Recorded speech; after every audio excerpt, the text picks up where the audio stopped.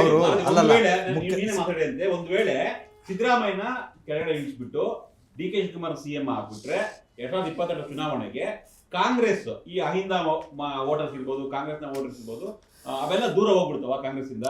ಅಲ್ಲ, ಅವ್ರಿಗೆ ಆತಂಕ ಇದೆ ಕಾಂಗ್ರೆಸ್ ಅವ್ರಿಗೆ. ಯಾವ ಕಮ್ಯುನಿಟಿ ಈಗ ಸಿದ್ದರಾಮಯ್ಯ ಅವ್ರನ್ನ ಕೆಳಗಿಳಿಸಿದ್ರೆ ಅಲ್ಲಲ್ಲ 2022ರಲ್ಲಿ ಯಡಿಯೂರಪ್ಪನ ಇಳಿಸಿ ಯಾವ ರೀತಿ ಬಿಜೆಪಿ ಡ್ಯಾಮೇಜ್ ಆಯ್ತು. ಮುಸ್ಲಿಂ ಸಮುದಾಯಕ್ಕೆ ಈಗ ಸಿದ್ದರಾಮಯ್ಯ ಇಳಿಸ್ಬಿಟ್ಟು ಡಿ.ಕೆ. ಶಿವಕುಮಾರ್ ಸಿಎಂ ಆದ್ರಪ್ಪ, ಅವಾಗ ಮುಸ್ಲಿಂ ಕಮ್ಯುನಿಟಿಗೆ ಆಪ್ಷನ್ ಏನು? ಯಾವ ಪಾರ್ಟಿಗೆ ಹೋಗುತ್ತೆ? ಏನ್ ಮಾಡ್ಬೋದು? ಅವ್ರ ವೋಟರ್ಸ್ ಎಲ್ಲ ಹೋಗುತ್ತೆ, ಬಿಜೆಪಿ ಹೋಗ್ತಾರ? ಅಲ್ಲ, ಅವ್ರು ಬಿಜೆಪಿಗೆ ಹೋಗಲ್ಲ. ಅವ್ರಿಗೆ ಎರಡು ಮಿತ್ರ ಪಕ್ಷ ಆಗಿದೆ. ಮಿತ್ರ ಪಕ್ಷ ಏನ್ ಅಗ್ರಿಮೆಂಟ್ ಏನ್ ಮಾಡ್ಕೊಂಡಿಲ್ಲ. ಎಲೆಕ್ಷನ್ ಟೈಮ್ ಏನ್ ಬೇಕಿದ್ರು ಕೂಡ ಆ ತರ ಏನಾದ್ರು ವೇವ್ ಕ್ರಿಯೇಟ್ ಆಯ್ತು ಅಂದ್ರೆ JDS is the alternative option. But ಈಗ ಆಲ್ರೆಡಿ ಬಿಜೆಪಿ ಜೊತೆ ಇರೋದ್ರಿಂದ ಆ ಸಮುದಾಯ ಅವರನ್ನ ಅಷ್ಟು ಈಸಿಯಾಗಿ ನಂಬುತ್ತೆ ಅಂತ ಅನ್ಸಲ್ಲ. ಅಲ್ಲ, ಅವ್ರ ಜೊತೆ ಇರೋವರೆಗೂ ನಂಬಲ್ಲ. ನಾನು ಹೇಳ್ತೀನಿ, ಅದು ಒಪ್ಕೊಳ್ತೀನಿ. ಬಿಜೆಪಿ ಜೊತೆ ಜೆಡಿಎಸ್ ಅವ್ರು ಇರೋವರೆಗೂ ಕೂಡ ಆ ಸಮುದಾಯ ಒಪ್ಪಲ್ಲ. ಆಮೇಲೆ ಈ ಅವಕಾಶವಾದಿ ರಾಜಕಾರಣವನ್ನ ಅವ್ರು ನಂಬಲ್ಲ ಅಂತ ಅನ್ಸುತ್ತೆ. ಎಸ್ಪೆಷಲಿ ಹಿಸ್ಟ್ರಿ ಹೇಳ್ತಾರೆ. ಜೆಡಿಎಸ್ ಏನಾದ್ರೂ ಕಾಂಗ್ರೆಸ್ ಬಿಜೆಪಿ ಜೊತೆ ಹೊಂದಾಣಿಕೆ ಮಾಡ್ಕೊಳ್ಳಿಲ್ಲ ಅಂದ್ರೆ 5 ರಿಂದ 6 ಲೋಕಸಭಾ ಕ್ಷೇತ್ರ ಖಂಡಿತ ಸೋಲ್ತಿದ್ರು. ಹೌದು, ಬಿಜೆಪಿ ಖಂಡಿತ ಸೋಲ್ತಿದ್ರು. ತುಮಕೂರು ಇರ್ಬೋದು, ಬೆಂಗಳೂರು ಗ್ರಾಮಾಂತರ, ಚಿತ್ರದುರ್ಗ, ಕೋಲಾರ ಎಲ್ಲ ಕೂಡ 5 ರಿಂದ 6 ಲೋಕಸಭಾ ಕ್ಷೇತ್ರ ಖಂಡಿತ ಸೋಲ್ತಾರೆ. ಇಲ್ಲಿ ಡಿ.ಕೆ. ಶಿವಕುಮಾರ್ ಸ್ಟ್ರಾಟಜಿ ಇದೆಯಲ್ಲ, ಏನು ಅಂತ ನನಗೆ ಬಹಳ ಇಷ್ಟ ಆಗ್ತಿರೋದು ಏನಂದ್ರೆ ಮೆಚ್ಯೂರ್ಡ್ ರಾಜಕಾರಣ. ಯಾವ ಒಬ್ಬ ಹಿರಿಯ ರಾಜಕಾರಣಿ ಕೂಡ ಪಕ್ಷದ ವಿರುದ್ಧ ಮಾತಾಡಬಾರ್ದು, ಗೊಂದಲ ಕ್ರಿಯೇಟ್ ಮಾಡಬಾರ್ದು. ಪಕ್ಷದಲ್ಲಿ ಹೈಕಮಾಂಡ್ ಇದೆ, ಹೈಕಮಾಂಡ್ ಏನ್ ತೀರ್ಮಾನ ತಗೋತೆ ಅಂತ ಎಲ್ಲ ಹೈಕಮಾಂಡ್ ಯಾಕೆಂದ್ರೆ ಅವ್ರಿಗೆ ಅದರಿಂದ ಡ್ಯಾಮೇಜ್ ಆಗುತ್ತೆ ಅಂತ ಅಷ್ಟೇ. ಅದರ್ವೈಸ್ ಅವ್ರು ಈ ಕಡೆ ಇದ್ರೆ ಅವ್ರು ಎಂಜಾಯ್ ಮಾಡ್ತಿದ್ರೇನೋ ಇಂಥದ್ದೆಲ್ಲ. ಈಗಿನ ಜನಗಳನ್ನ ರೀಚ್ ಆಗೋದಿದೆಯಲ್ಲ, ಈಗ ಬೆಂಗಳೂರು ಸಿಟಿನಲ್ಲಿ 28 ಲೋಕಸಭಾ ವಿಧಾನಸಭಾ ಕ್ಷೇತ್ರ. I do agri. ಇದು ಈ ಫ್ಯಾಕ್ಟರ್ ಬಿಹಾರಲ್ಲಿ ವರ್ಕೌಟ್ ಆಗಿದೆ.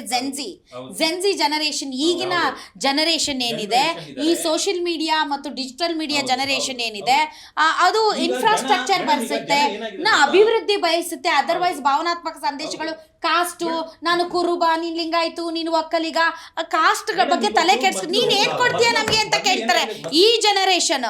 I do agri. ಕೆಲಸ ಮಾಡಕ್ ಮಾತ್ರ ಅಬ್ರಾಡ್ ಹೋಗ್ತಿದ್ರು, ಫಾರಿನ್ ಹೋಗ್ತಿದ್ರು. ಇವತ್ತು SLC ಮುಗಿಸಿದಂತ ಮಕ್ಕಳು ಕೂಡ ಅಬ್ರಾಡ್ ಹೋಗಕ್ ಶುರು ಆಗಿದ್ದಾರೆ. ಅಲ್ಲಿನ ಇನ್ಫ್ರಾಸ್ಟ್ರಕ್ಚರ್, ಅಲ್ಲಿ ವ್ಯವಸ್ಥೆಗಳನ್ನ ನೋಡಿ ನಮ್ಮ ಬೆಂಗಳೂರು, ನಮ್ಮ ಸಿಟಿಗಳನ್ನ ನೋಡಿ ಬೇಜಾರಾಗ್ತಾ ಇದಾರೆ. ಇವತ್ತು ಒಂದು ಸಿಟಿ ನೀಟಾಗಿ ಕನ್ಸ್ಟ್ರಕ್ಷನ್ ಮಾಡ್ಲಿಲ್ಲ ಅಂತಂದ್ರೆ ಇನ್ 20-30 ವರ್ಷಕ್ಕೆ ಈ ಟ್ರಾಫಿಕ್ ಲೋಡ್ ಈಗಿನ generation. But Karnataka is not only Bengaluru, ಅದನ್ನು ಅರ್ಥ ಮಾಡ್ಕೋಬೇಕು. ಮೇಡಮ್ ಏನ್ ಗೊತ್ತಾ, ಈಗ ಅಲ್ಲ ನೀವ್ ಹೇಳಿದ್ರಿ ಮೇಡಮ್ ಹೇಳಿದ್ರು ಜೆನ್ಜಿ ವರ್ಕೌಟ್ ಆಗಿದೆ ಅಂತ. ಹೌದು, ಬಿಹಾರದಲ್ಲಿ MOI ಅಂತ ಒಂದು ಫ್ಯಾಕ್ಟರ್ ಇದೆ, ಮಹಿಳೆಯರು ಮತ್ತು ಯೂತ್ಸ್. ಅದ್ರ ಹಿಂದೆ ಇದ್ದಿದ್ದು MOI ಅಂದ್ರೆ ಬಿಹಾರಿಗಳೇ ಬೇರೆ, ಕನ್ನಡಿಗರೇ ಬೇರೆ ಮೇಡಮ್. ನಾನು ಹೇಳೋದು ಎಲ್ಲ ಕಡೆ ಒಂದೇ, ಎಲ್ಲ ಕಡೆ ಒಂದೇ. ನೀವು ಅವ್ರ ಮೈಂಡ್ಸೆಟ್ ನಾನು ಹೇಳ್ತಾ ಇರೋದು, Bihar is a young state, ಅತಿ ಹೆಚ್ಚು ಯೂತ್ಸ್ ಇರುವಂತಹ ಸ್ಟೇಟ್, ಯಂಗ್ ಸ್ಟೇಟ್. ಹಿಂಗಾಗಿ ಅಲ್ಲ,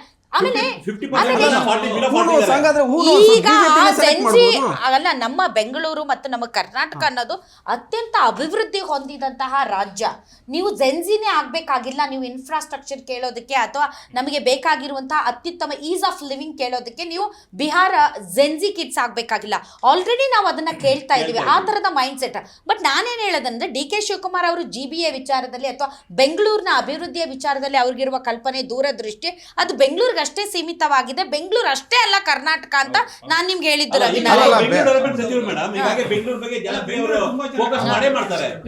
ಈಗ ಬೆಂಗಳೂರು ಮಹಾನಗರ ಪಾಲಿಕೆ ಇತ್ತು, 2010 ಬೃಹತ್ ಬೆಂಗಳೂರು ಮಹಾನಗರ ಪಾಲಿಕೆ ಆಯ್ತು.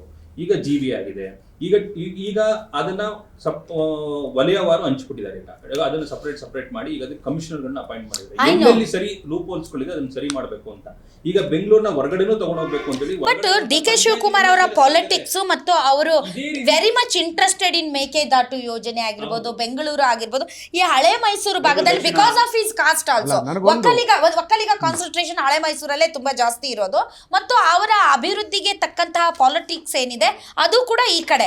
ಬಟ್ ಸಿದ್ದರಾಮಯ್ಯ ಹಾಗಿಲ್ಲ. ಸಿದ್ದರಾಮಯ್ಯ ಅವರ ಕ್ಯಾಸ್ಟ್ ಅಂಡ್ ಕಮ್ಯುನಿಟಿ ನೀವು ಬೀದರಿಂದ ಚಾಮರಾಜನಗರದವರೆಗೂ ಇದೆ, ಮತ್ತು ಅವರ ಅಪ್ರೋಚ್, ಅವರು ಅದಕ್ಕೆ ಅವ್ರು ಮಾಸ್ ಲೀಡರ್ ಆಗಿರೋದು. ಒಂದು ಸತೀಶ್, ಜನ ಕ್ಯಾಸ್ಟ್ ಅನ್ನ ಬಿಟ್ಟು ಓಟ್ ಹಾಕ್ಬೇಕು ಅಂತ ಡಿಸೈಡ್ ಮಾಡ್ಬಿಟ್ರೆ ಲೈಕ್ ಬಿಹಾರ್, ಮುಂದೆ ಲೈಕ್ ಬಿಹಾರ್. ಮುಂದೆ ಆಗುತ್ತೆ ನಿಮ್ಗೆ ಅದನ್ನ ಆಗಿರೋದು ಇಂಡಿಯಾದಲ್ಲಿ 2 ಸಲ. ಒಂದು ಇಂದಿರಾ ಗಾಂಧಿ ಸತ್ತಾಗ ರಾಜೀವ್ ಗಾಂಧಿ ಎಲೆಕ್ಟ್ ಅನುಕಂಪ. ಅನುಕಂಪದ ಅದೇ ಮೇಲೆ ಜಾತಿ ನೋಡ್ಲಿಲ್ಲ ಯಾರು. ನೆಕ್ಸ್ಟ್ ಅದಾಗಿದ್ದು 2014ರಲ್ಲಿ ಮೋದಿ ಎಲೆಕ್ಟ್ ಆದಾಗ ಜಾತಿಯನ್ನ ಬಿಟ್ಟು ಏನಿಲ್ಲ ಮೋದಿ ಪ್ರಧಾನಿ ಆಗ್ಬೇಕು ಅಂತ ಓಟ್ ಹಾಕ್ಬಿಟ್ರು. ಆ ತರದ ವೇವ್ ಏನಾದ್ರು ಡಿ ಕೆ ಶಿವಕುಮಾರ್ಗೆ ಕ್ರಿಯೇಟ್ ಆದ್ರೆ ಮಾತ್ರ ಅದು ಸಾಧ್ಯ ಆಗುತ್ತೆ. ಜಾತಿಯನ್ನ ಮೀರಿ ಓಟ್ ಹಾಕುವಂತ ಐ ಡೋಂಟ್ ಥಿಂಕ್ ಸೊ. ಜಾತಿಯನ್ನ ಮೀರಿ ನಾವೇನು ಈಗ ಮಾಸ್ ಲೀಡರ್ಸ್ ಟೈಪ್ ಅಲ್ಲಿ ನಾವೇನು ಇವತ್ತು ವಿಶ್ಲೇಷಣೆ ಮಾಡ್ತಾ ಇದೀವಿ, ಅವ್ರಿಗೆ ಅವಕಾಶಗಳು ಸಿಗದೆ ಇರ್ಬೋದು, ಅಥವಾ ಆ ತರದ ಇಮೇಜ್ ಕ್ರಿಯೇಟ್ ಮಾಡ್ಕೊಳ್ಳೋದಕ್ಕೆ ಅವರ ತತ್ವ ಪರೀಕ್ಷೆ ಇನ್ನೂ ಆಗಿಲ್ಲ. ಹೀಗಾಗಿ ಈಗ ನೀವು ಯಾವಾಗ ನಿಮ್ಮನ್ನು ನೀವು ಪ್ರಯೋಗಗಳಿಗೆ ಒಡ್ಕೊಳ್ತೀರೋ ಆವಾಗಲೇ ಗೊತ್ತಾಗೋದು ನಿಮ್ಮ ಶಕ್ತಿ ಸಾಮರ್ಥ್ಯಗಳು ಎಷ್ಟು ಅಂತ. ಬಟ್ ಈಗ ಈ ಕ್ಷಣಕ್ಕೆ ಹೇಳಿದರೆ ಆ ಒಂದು ದೃಷ್ಟಿಕೋನದಲ್ಲಿ ಡಿ ಕೆ ಶಿವಕುಮಾರ್ ಒಂದ್ ಸ್ವಲ್ಪ ಈಸ್ ಲ್ಯಾಕಿಂಗ್. ಒಂದ್ ಸ್ವಲ್ಪ ಅಜಯ್ ಮಠಕ್ಕೆ ಹೋಗಿ ಕೇಳ್ತಾರೆ. 2005 ಕೂಡ ಸಿದ್ದರಾಮಯ್ಯ ಕೂಡ ದೊಡ್ಡ ಮಾಸ್ ಲೀಡರ್ ಆಗಿರ್ಲಿಲ್ಲ, ಅವಾಗ ಎಮರ್ಜ್ ಆಗ್ತಿದ್ರು. 2005 ಜೆಡಿಎಸ್ ನ ಉಚ್ಚಾಟನೆ ಆಗಿ ಕಾಂಗ್ರೆಸ್ ಬಂದ ನಂತರ ಇಡೀ ಚಾಮುಂಡೇಶ್ವರಿ ಸೋಲ್ಸ್ಬೇಕು ಅಂತ ಎಲ್ಲರೂ ನಿಂತ್ಕೊಂಡ್ಬಿಡ್ತಾರೆ. ಕುಮಾರಸ್ವಾಮಿಯಿಂದ ಹಿಡಿದು ಯಡಿಯೂರಪ್ಪ ಹಿಡಿದು ಎಲ್ಲರೂ ನಿಂತ್ಕೊಂಡ್ಬಿಡ್ತಾರೆ. ಅವಾಗ ಇಡೀ ಕಮ್ಯುನಿಟಿ ಒಂದಾಗುತ್ತೆ. ಇಡೀ ಈ ಅಹಿಂದ ಅನ್ನೋದು ಕಾನ್ಸೆಪ್ಟ್ ದೊಡ್ಡ ಮಟ್ಟದಲ್ಲಿ ಒಂದಾಗೋದು ಸಿದ್ದರಾಮಯ್ಯ ಪರ. ಅವಾಗ ಸಿದ್ದರಾಮಯ್ಯ ಮಾಸ್ ಲೀಡರ್ ಎಮರ್ಜ್ ಆಗ್ತಾರೆ. ಈವನ್ ಯಡಿಯೂರಪ್ಪ ಕೂಡ 2008 ಕೂಡ ಲಿಂಗಾಯತ ಲೀಡರ್ ಅಂತ ಇರ್ಲಿಲ್ಲ.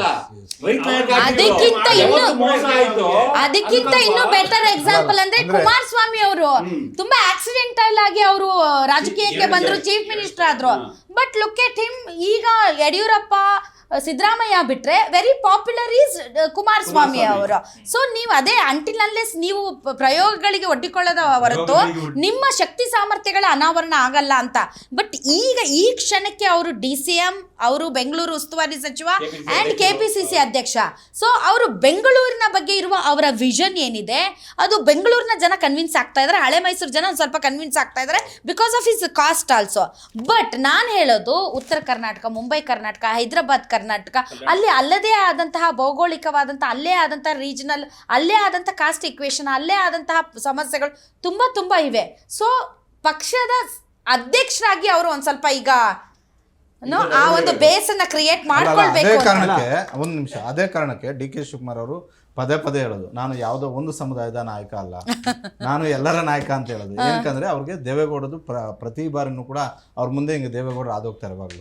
ಯಾಕಂದ್ರೆ ದೇವೇಗೌಡರು ಪ್ರಧಾನಿ ಆದ್ರೂ ಕೂಡ ಅದಾದ್ಮೇಲೆ ಅವ್ರನ್ನ ಬಿಂಬಿಸಿದ್ದು ಹೆಂಗೆ ಅಂತ ಹೇಳಿದ್ರೆ, ಸಿದ್ದರಾಮಯ್ಯ ಆಗಿರ್ಬೋದು, ಅವ್ರ ದೊಡ್ಡ ಟೀಮ್ ಬಿಂಬಿಸಿದ್ದೇನೆಂದ್ರೆ ಒಂದು ಸಮುದಾಯದ ನಾಯಕ, 4 ಜಿಲ್ಲೆಗಳ ನಾಯಕ, ಈ ರೀತಿ ಮಾಡಿ JDS ನೆನ್ ಮಾಡಿಬಿಟ್ರು ಒಂದು 4-5 ಜಿಲ್ಲೆಗಳಿಗೆ ಸೀಮಿತ ಮಾಡಿಬಿಟ್ರು. ಈ ಆತಂಕ ಡಿ ಕೆ ಶಿವಕುಮಾರ್ ಅವ್ರಿಗೂ ಕೂಡ ಇದೆ. ಹೀಗಾಗಿ ಅವರು ಸಮುದಾಯ ಅಂತ ಬಂದಾಗ ನಾನು ಸಮುದಾಯದ ನಾಯಕ ಅಲ್ಲ, ರಾಜ್ಯದ ನಾಯಕ ಅಂತ ಪದೇ ಹೇಳ್ತಾರೆ. ಜೊತೆಗೆ ಡಿ ಕೆ ಶಿವಕುಮಾರ್ ಅವ್ರಿಗೆ ಬೆಂಗಳೂರು ಮೇಲೆ ಬಹಳಷ್ಟು ಮುತುವರ್ಜಿ ಇದೆ, ಬೇರೆ ಕಾರಣ.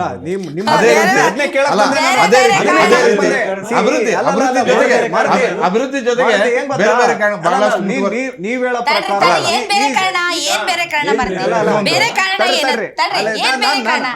ವಿಶ್ವ ಮಟ್ಟದಲ್ಲಿ ಬೆಂಗಳೂರನ್ನು ಮತ್ತೆ ಯಾವ ಮಟ್ಟದಲ್ಲಿ ನೋಡ್ತೀರೋ. ಅವ್ರ ಗುರುಗಳಾದಂತಹ SM ಕೃಷ್ಣ ಅವರು ಇದನ್ನ ಸಿಂಗಪುರ್ ಅವ್ರಿಗೊಂದು ಕನಸಿತ್ತು. ಆ ಕನಸನ್ನ ನಾನು ನನಸು ಮಾಡ್ಬೇಕು ಅಂತ. ಯಾಕಂದ್ರೆ ಇದೇ ಬೆಂಗಳೂರು ಉಸ್ತುವಾರಿ ಬೆಂಗಳೂರು ಉಸ್ತುವಾರಿ ಆದ್ಮೇಲೆ ಇಬ್ರು ಮಾತಾಡ್ಕೊಳ್ತಾರೆ. ಏನ್ ಗೊತ್ತಾ ಈಗ ಅಲ್ಲ ಡಿ ಕೆ ಶಿವಕುಮಾರ್